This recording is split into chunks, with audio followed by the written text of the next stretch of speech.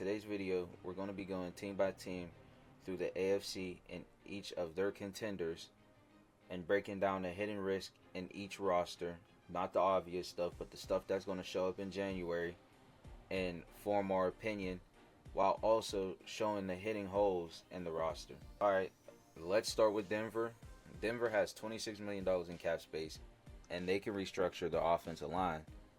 And that can make almost over $70 million to spend in this upcoming free agency. They're very good in the trenches.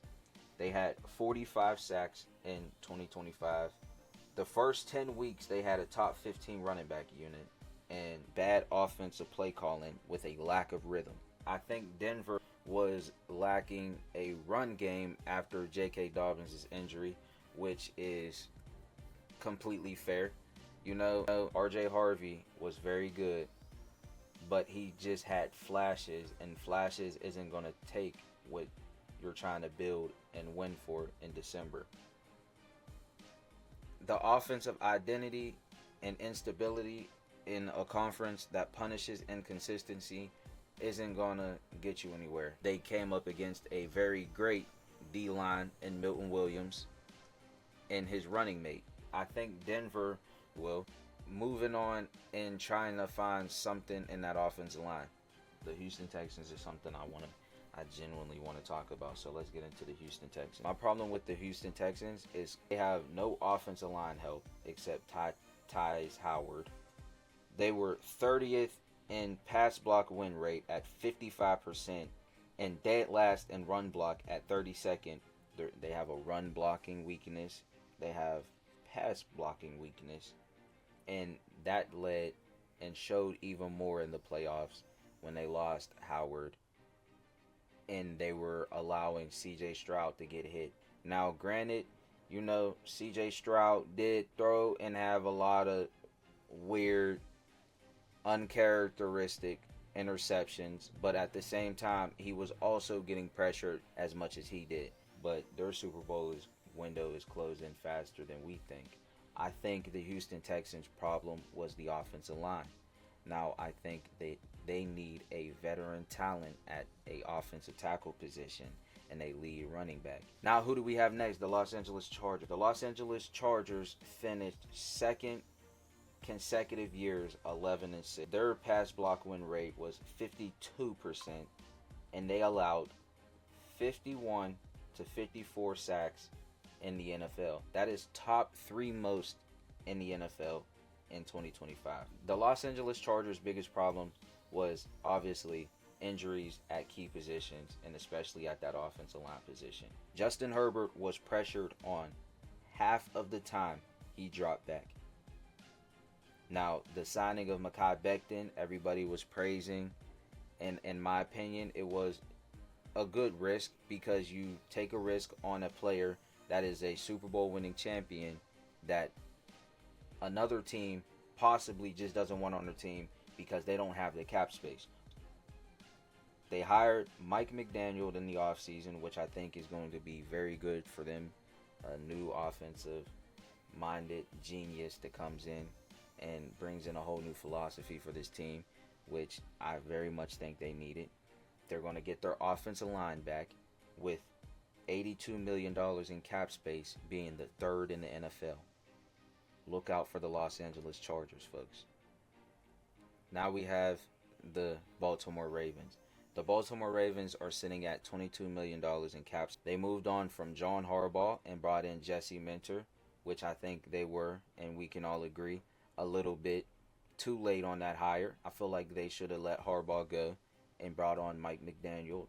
But, you know, sometimes you miss out on opportunities you don't take. They brought in Jesse Minter this year. Jesse Minter is going to be a good head coach, a good defensive head coach. The problem with the 2025 Ravens was the trench instability, and their biggest problem going forward is going to be coaching transition, interior instability, and high QB dependency.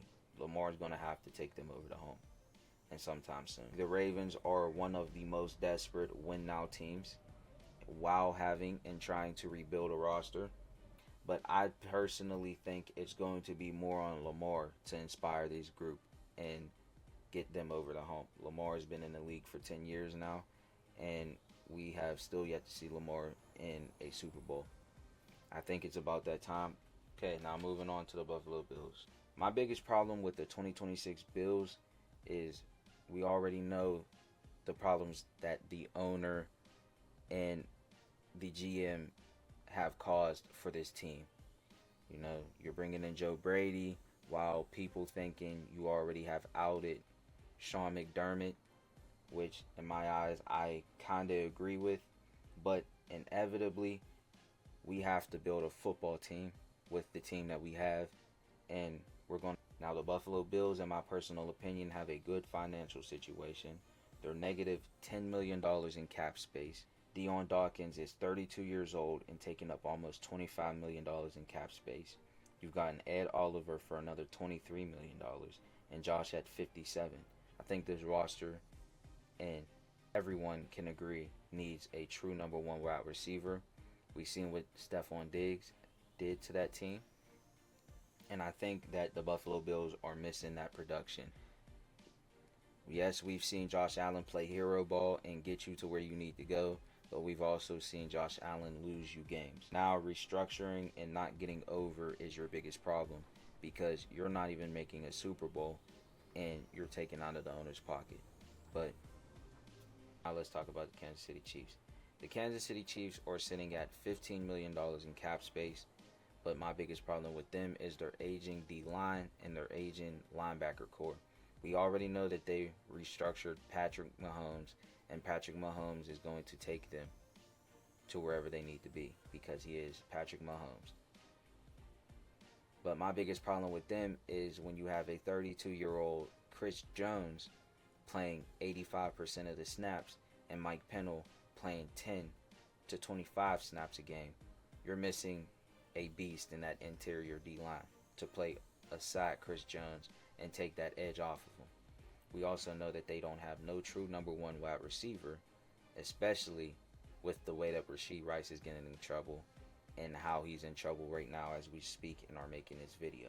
The problem with the 2026 Kansas City Chiefs is going to be their defensive sustainability and their snap concentration.